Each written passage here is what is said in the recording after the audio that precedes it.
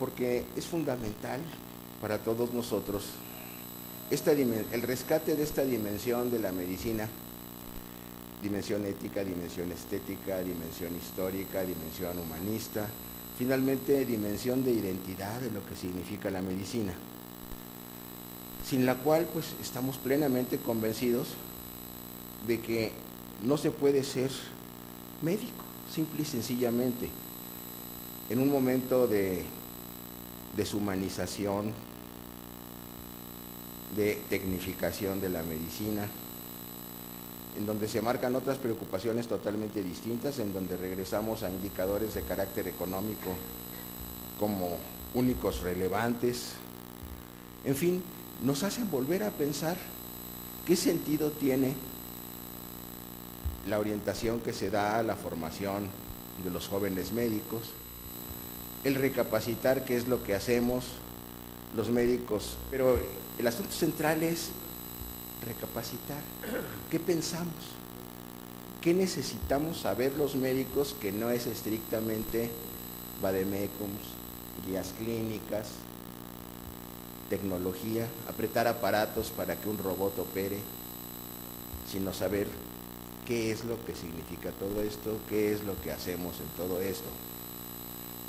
Y esto va para darles una sorpresa. Yo no les voy a hablar de filosofía de la medicina, ni de historia de la medicina. Entonces yo lo que les voy a contar es un cuento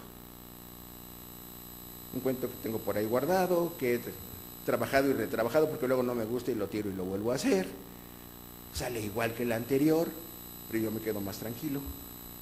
Y que le puse como título El impulso creativo, y que podría ser como subtítulo El terror de la página en blanco. Entonces se los leo.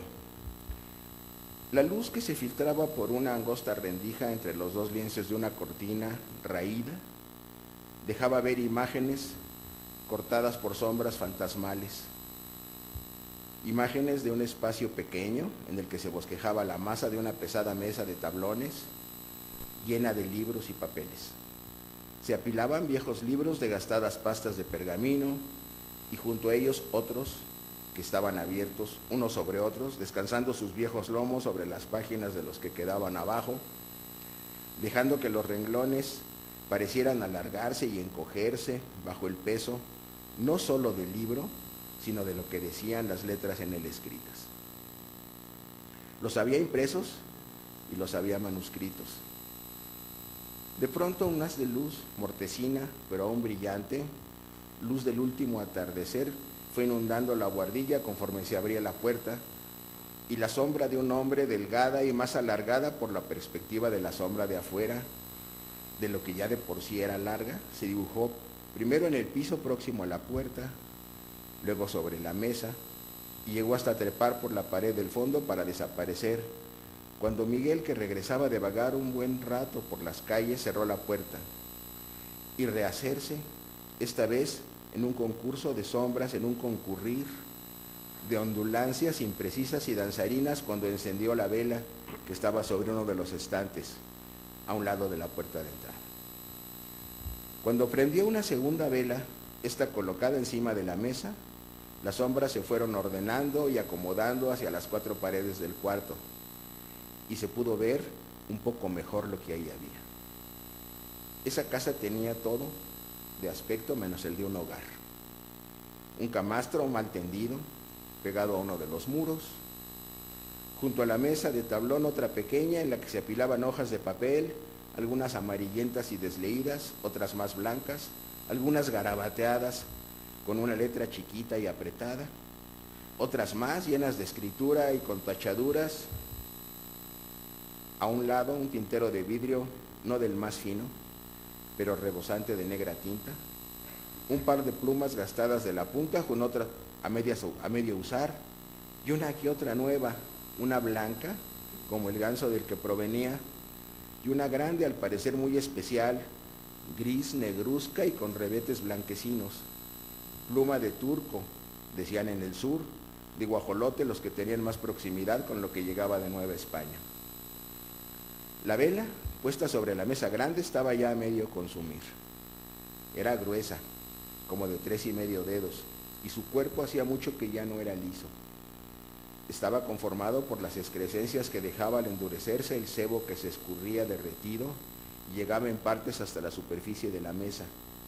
Se extendía por ella y se iba convirtiendo en un mapa imaginario en donde se podían reconocer islas, inventar otras desconocidas para todos los navegantes, se podían ver tierras jamás vistas ni oídas por ningún viajero y adivinar piélagos de formas caprichosas, interrumpidas aquí y allá por hojas de papel, seguramente llegadas desde la mesa pequeña después de un insospechado viaje y a lo mejor de aventuras temerarias.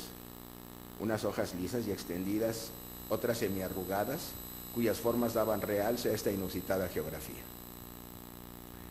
Unas cuantas perchas dispuestas sobre los muros sostenían un par de camisolas, raídas en el cuello y los puños, y con la tela adelgazada de tanto ser lavadas. A su lado colgaban otros tantos jubones no en mejores condiciones. En una percha Miguel colgó su capa, que un día fuera gruesa y que ahora dejaba filtrar el aire y el frío, y su tallado sombrero que conservaba una pluma desgastada, recuerdo de mejores tiempos. Bajo ellos quedó su vieja espada de acero toledano, pero que comenzaba a ser presa del moho, a pesar de estar enfundada y puesta en un talí que no había salido mejor librado del paso del tiempo y de la ociosidad. Completaban el panorama un viejo baúl a medio cerrar, por cuya hendidura asomaban partes de ropa mal doblada y un par de viejas botas dejadas en un rincón, de cuya boca asomaban curiosas unas maltrechas calzas que enseñaban desprovistas de todo sentido y de todo pudor, varios viejos surcidos y más de un nuevo agujero. En fin, al lado de la mesa un viejo sillón con uno de sus brazos roto. Le faltaba un pedazo, y el cual tenía el aire de decirle a Miguel: siéntate y ponte a trabajar, a retomar su trabajo. ¿Trabajo? ¿Cuál trabajo? Sí, su trabajo era escribir, pues cualquier otro se le escabullía, y no obstante su busca cotidiana parecía alejado, no le quedaba más que escribir, puesto que no había otra oportunidad para obtener trabajo. Sentarse a escribir, no le quedaba más remedio. Pero escribir tampoco le era fácil. Ya había agotado todas las formas de petición de empleo, sabía escribir lo que pedían todos los anuncios sobre sus habilidades y monerías, sabía llenar todos los formatos oficiales diciendo los requisitos con los que cumplía. Ahora sentarse a escribir era la realización ya no de una búsqueda de empleo, sino de su última ociosidad. De allí su vagar por las calles, su entrecruzarse con muchas gentes a las que miraba con ojo avisor, de ahí lo penetrante de su mirada, buscando incansable quién tuviese historias que contar, quién pudiera convertirse en personaje de una ficción a representar. De allí su curiosidad explorando calles y callejuelas, muelles y tabernas. De allí el apiñamiento de libros y de hojas, de cúmulos de papel. De allí los papelitos que marcaban la hoja en la que podría encontrar algo que solo él sabía o que quizás solamente él intuyera o imaginara. De ahí la desordenada disposición de los libros, unos más cerca de la mesa o de las patas del sillón, otros más lejos, otros encima, otros debajo de ellos, esperando su turno para ofrecer sus consejos, sus riquezas, sus críticas y sus deficiencias, mientras las hojas parecían formarse para esperar el turno de ser garabateadas inmisericordiamente por alguna de las plumas que empuñaría Miguel. Fatigado, hastiado, separó las cortinas y entreabrió la pequeña ventana. Aspiró con fuerza el aire que se colaba a través de ella y se sentó en su averiado sillón. Aproximó un montoncito de hojas, tomó uno de los libros y leyó con desgano el contenido de una de sus páginas. Movió la cabeza, señalando su inconformidad con lo leído, que obviamente no le dijo lo que esperaba de él. Lentamente tomó una de sus plumas, la mojó en la tinta y escribió unas cuantas líneas. Las leyó, las releyó, escribió otros 3 renglones, volvió a leerlos y con un gesto de tedio los tachó todos. Volvió a escribir y la escena se repitió. Dejó la pluma, arrugó la hoja y la tiró hacia uno de los rincones de la buhardilla. Vino su turno a la segunda hoja y luego a la tercera, a la cuarta, a la quinta y 56ª. y todas ellas iban apilando en el rincón, en un desorden de cementerio prehistórico.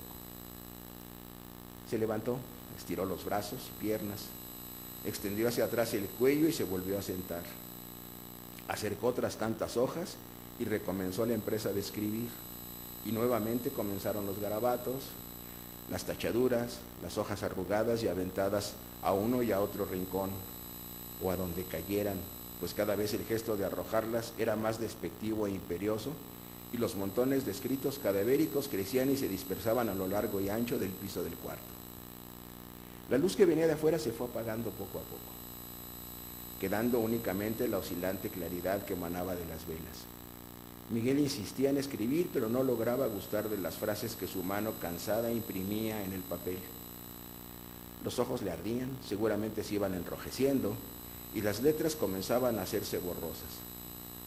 Además de lo insulso de las frases, qué horror, las letras mismas perdían sus contornos, oscilaban al compás de la flama y se desdibujaban. ¿Cómo alguien podría escribir algo digno con esas endebles herramientas? Trataba de recordar lo que había visto en los últimos días, lo que había pensado en los últimos meses, lo que había imaginado en los últimos años, y surgían figuras, semblantes, fragmentos de historias, trozos de experiencias, pero nada que le diera el gusto de hilar una narración o de contar algo de ese mundo que se había hecho suyo, que él había interiorizado, que se había fundido con su persona, algo que pudiera rescatar un hito que mereciera ser leído. Las hojas eran desechadas con el impulso de las primeras medias horas. La pluma se arrastraba sobre ella y los trazos tomaban más y más temblorosos. Los párpados pesaban más cada instante que transcurría. Sacudía la cabeza intentando despejarse, pero los párpados pesaban más y más, y las imágenes que quería transformar en frases devenían cada vez más confusas, borrosas como las letras. Pero de pronto algo sucedió.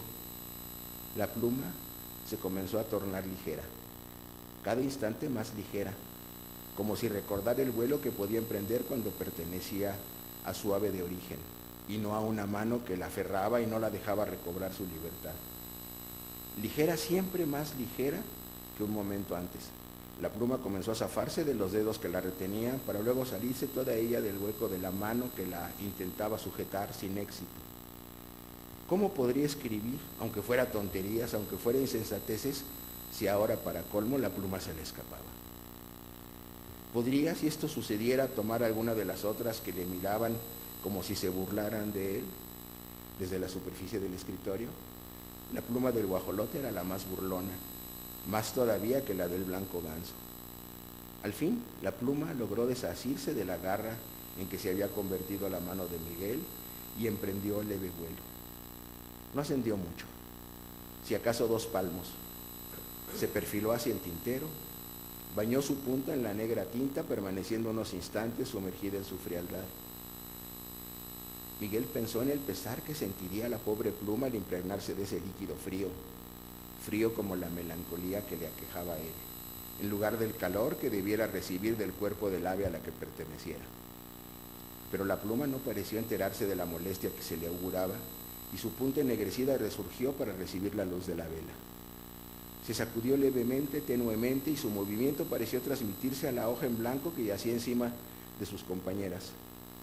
La hoja dio trazas de despertar de un pesado letargo y se deslizó poco a poco, perezosamente, hasta el lugar en el que había estado hasta hacía un momento, hasta hacía un parpadeo, la última hoja que con coraje malsano arrugara a Miguel antes de tirarla al suelo. La nueva hoja se colocó humildemente ahí. Esperando, Miguel todavía pensó que debiera hacer un intento de escribir algo, pero ya ni siquiera tenía la pluma en la mano. Y mientras trataba de reaccionar y alcanzar la pluma que se mecía al soplo de un aire que no se sabía de dónde venía, ni menos a qué se debía, ésta se apoyó sobre el papel y empezó a escribir sola. La pluma escribía despacio, pausadamente, como si se regocijara al hacerlo, y la hoja se fue llenando de amplios y elegantes caracteres. Entonces dio una ágil machingüepa y ofreció su otra cara, todavía en blanco, a la que de inmediato la pluma, tras mojarse en pequeñas zambullidas en el tintero, llenó con su escritura. Cuando llegó al final, la página se hizo a un lado y otra hoja se deslizó al lugar que antes llenara su compañera. Más rápido, con más ánimo, la pluma tornó a escribir y colmó el espacio de la nueva hoja, que se iba convirtiendo en página conforme la llenaba. Y luego vino otra y otra y otra más, y la pluma escribía y escribía cada vez con mayor velocidad. Las hojas en blanco se convertían en páginas escritas, ordenadamente acomodadas, numeradas. Miguel no lo distinguía con claridad, pero le parecía que todas tenían su número en recto y en verso.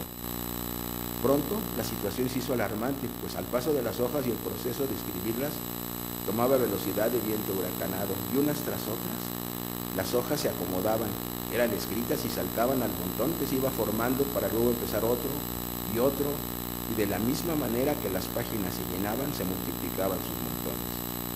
Los cientos de hojas que tenía Miguel allí acumuladas amenazaban con agotarse, y él empezó a sentir preocupación por ello.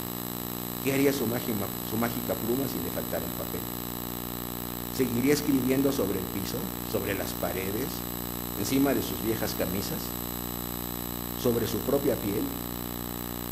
Sufrió un estremecimiento de solo pensarlo, y al estremecerse, a través de la rendija de sus entrecerrados párpados comenzó a dibujarse la escena de su guardilla, con la mesa, los libros, las hojas, el papel amontonado como estaban antes, el tintero lleno en el mismo lugar que ocupaba antes, y la pluma situada en su mano, bien acomodada y sostenida entre su pulgar y el extremo distal de su dedo medio.